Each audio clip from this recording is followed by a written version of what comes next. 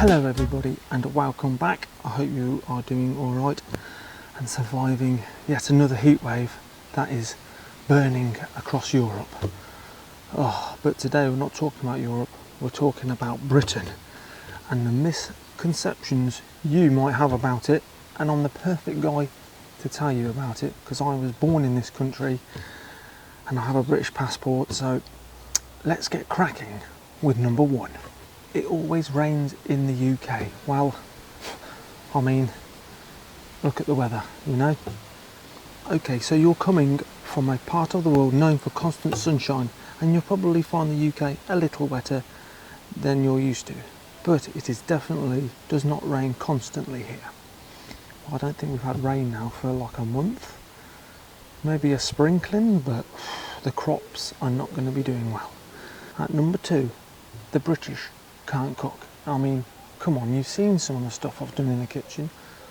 I'll admit it hasn't always gone well, but most of the time it's edible, isn't it?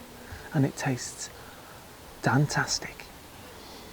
Although our food will almost certainly be quite different to the traditional dishes from your home country, it's not fair to say that us Brits can't cook.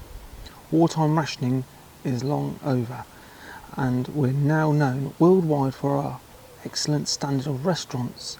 We also have a variety of food culture, so you'll have the opportunity to try cuisine from many different countries during your time.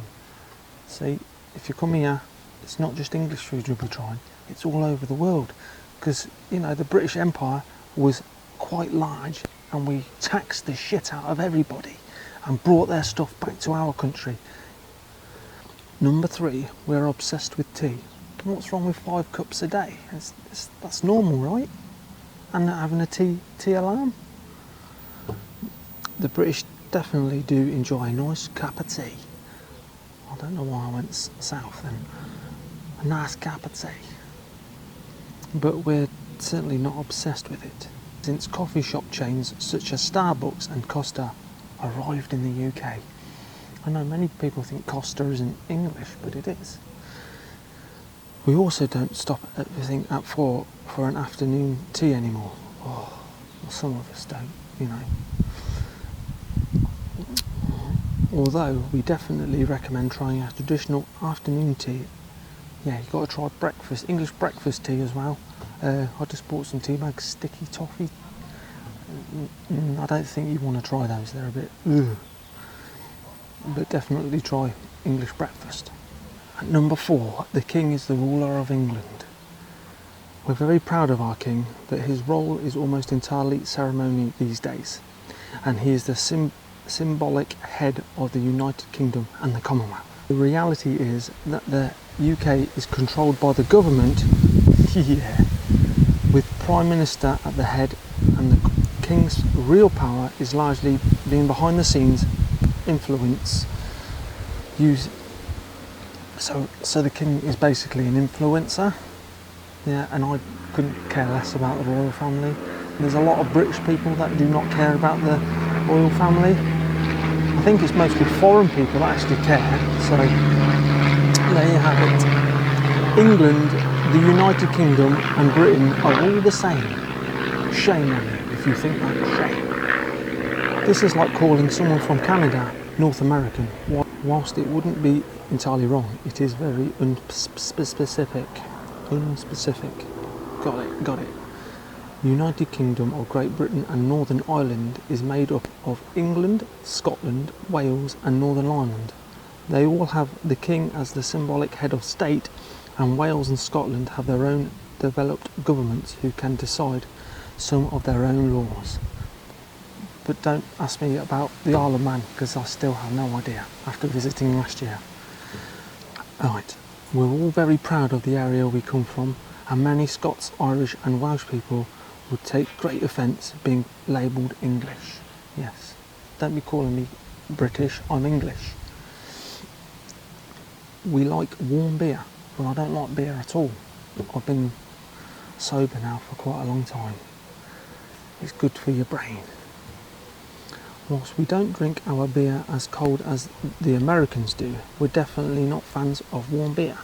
Many beers, lagers, bitters and ales are served from the fridge or from a cool cellar. In fact, warm beer is something we'd be likely to find us complaining about in a pub, as well as the noise and the smell. Oh, them places are horrible. Number 7, we're all very posh. We're all very posh or have a Cockney accent. When people from the UK are portrayed in other countries, we either have a very posh Queen's English accent or a Cockney accent. Neither of which are very accurate. That wasn't Cockney, was it? I don't know what that was. The UK actually has a very diverse range of accents, with some areas even having their own dialects, as well as speaking English. Yes, you don't have to travel far to find a different accent. No. At number 8, healthcare is free for everyone. Whilst the National Health Service, the NHS, provides a large majority of healthcare in the UK residents without charge, it certainly isn't free and isn't available to non-British citizens except in the case of an emergency. The NHS is paid for through taxes and donations, and there are a variety of treatments and services which are not available on the NHS. As well as having the NHS, we also have private healthcare, which is like America. So if you don't want to use the NHS, you can actually pay to go and see a private doctor or a hospital. But it's good to have choice, isn't it? You know? Don't be selfish and say, why should I be paying for someone else's healthcare? Because when you need it, it's better to have it there and not having to mortgage your house. We all have bad teeth. We're not as keen on having a perfect smile as Americans seem to be, but our standard of dental care isn't as bad as the myths portray. Dental care is available on the NHS to all UK children, meaning our oral hygiene standards are increasing with every generation. Until you get to an adult, then I have to pay like 250 quid for a crown. But I think having to pay for your teeth, it means you look after them more, doesn't it? Don't eat all those sweets. And finally, at number 10, London is the only place worth going in the UK. But if you've watched my channel and you're a regular subscriber, you know that is a load of bunkum. Because we have been to some pretty amazing places.